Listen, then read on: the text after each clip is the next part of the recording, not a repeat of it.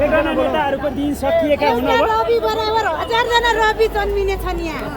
अब हजुर जन्मिसकेका छन् त्यसमा निकिता पौडेल बाहिर निस्किनु भएको छ ल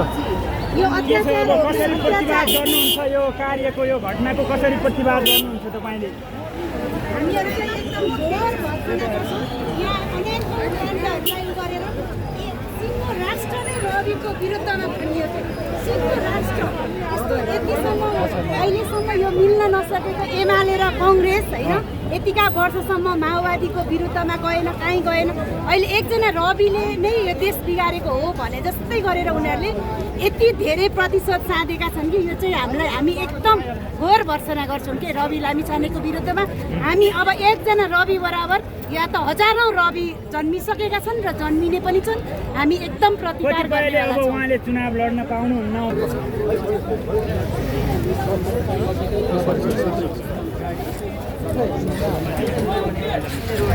अहिले